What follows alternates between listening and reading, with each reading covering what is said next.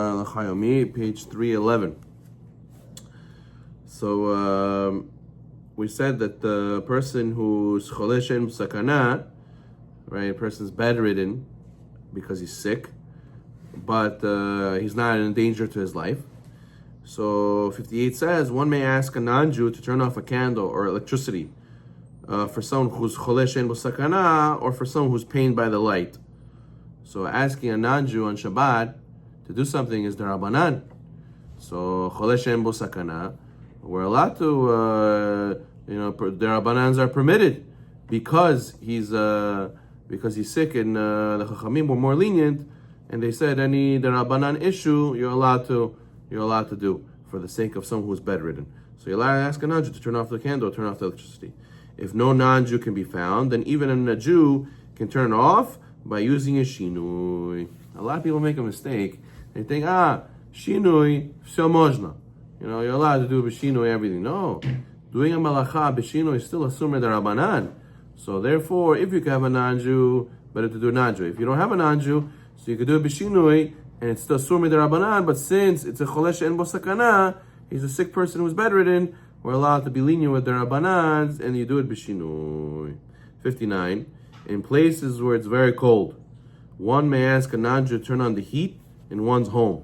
Even if it's not extremely cold, it's permitted to ask a non-Jew to turn on the heat if one has small children. Because the small children, the small children, they can get sick easily, even if it's not extremely cold. Likewise, if one has air conditioner running in his house, and the house has gotten too cold, people get sick from the AC, get a stiff neck, right, from the AC. So then one may ask a non-Jew to turn off the air conditioner. It's much easier, no? Yes.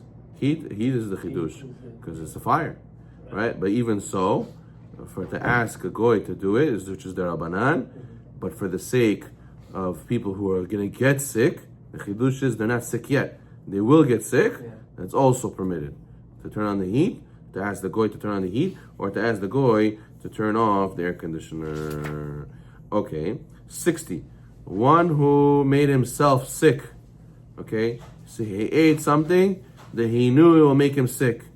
Do we say, I'm tarshivi, we're not allowed to help you because you made yourself sick, you deserve it, right? No, we say Halacha says that you may still accept treatment as a regular cholesh she'en bo sakana, even though he could have avoided himself. 61. Someone who has severe asthma or severe allergies. Now the pollen, there's a lot of pollen in the air. So he says, I know I'm going to go to shul, I'm going to get allergies, I'm going to have puffy eyes, I'm going to have watery eyes, I'm going to get sneezing, I'm going to have to take a Zyrtec, I'm going to have to take medicine. And really, medicine, you're not allowed to take on Shabbat, only if you get sick.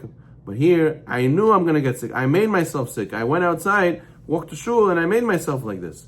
Still, nonetheless, if he's going to have to use an inhaler or medication once he gets to shul, he still should go to shul. Such a person should not pray at home alone if to prevent himself to having to use medication. It's okay.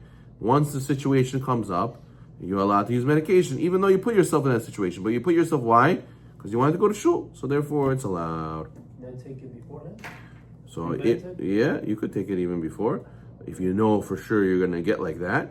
But for sure, even if you walked to shul and you took it at shul, once you already started having symptoms, you shouldn't blame yourself and say, oh, look, I put myself in this situation. No, that was allowed, and you're allowed to take the medication now that you're there.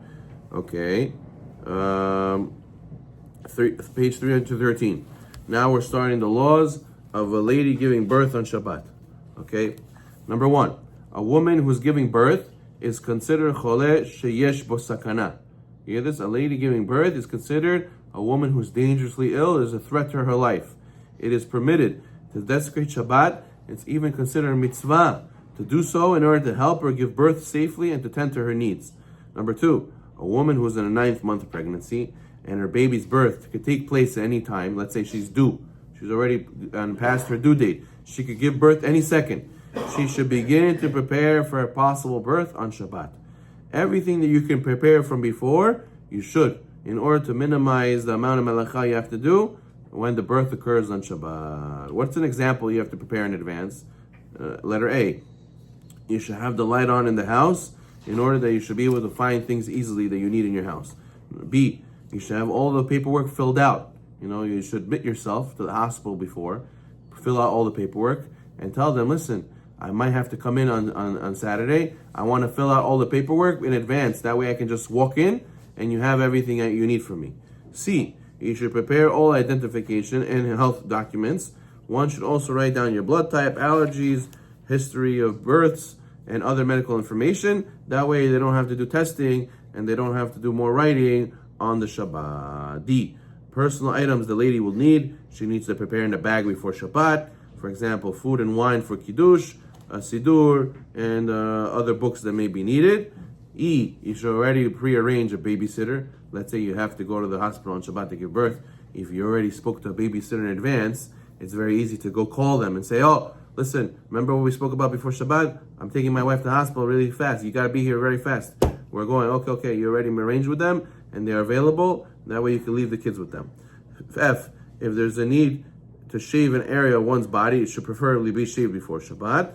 G, regarding traveling with a taxi, ambulance, or by car, we will see what the halacha is. We're going to see later that preferably, look at number 9 on page 316. If possible, a woman who's giving birth should use a non-Jewish driver to drive her to the hospital. However, if finding a non-Jewish driver will stall her from getting to the hospital, then even a Jew may drive her there, right? So therefore, if a person cannot get a non-Jew to drive them, taking a Hatzalah is the best way to go. And Hatzalah is well trained on how to deal with Shabbat also.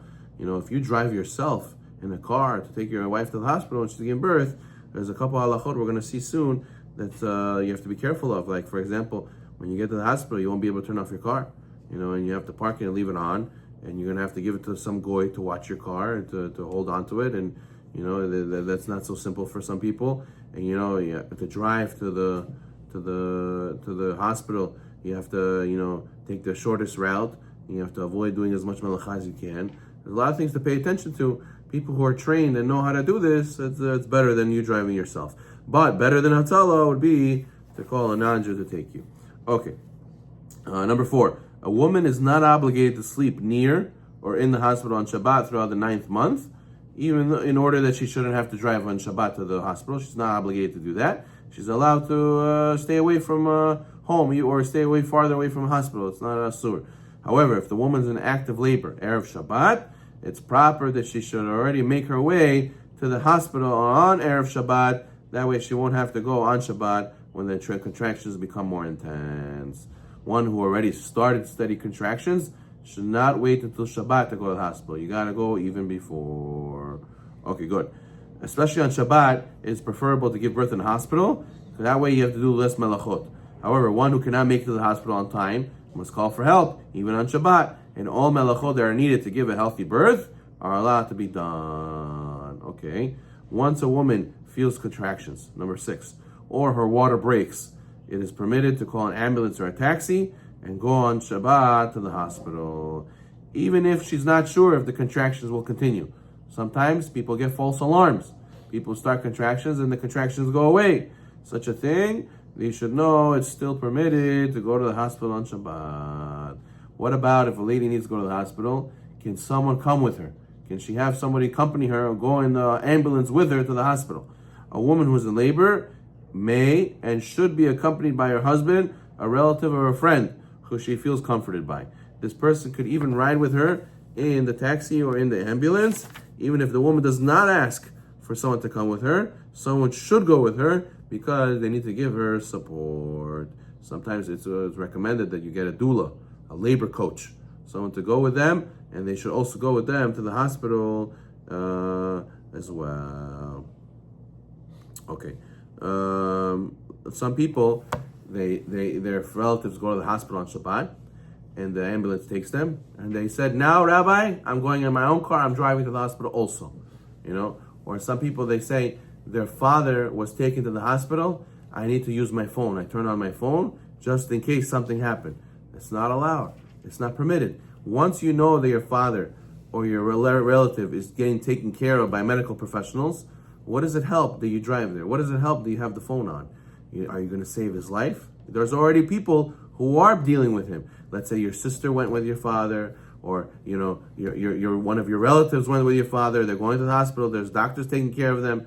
So you have to know every second what's happening, and that's permitting Mechalel Shabbat. It's not, unless you're active in saving his life.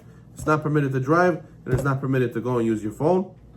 Only the people who are involved directly with healing her, that'll be the permitted people to Mechalel Shabbat.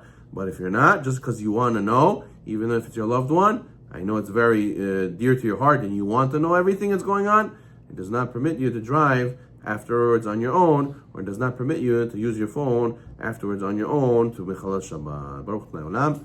Amen, amen.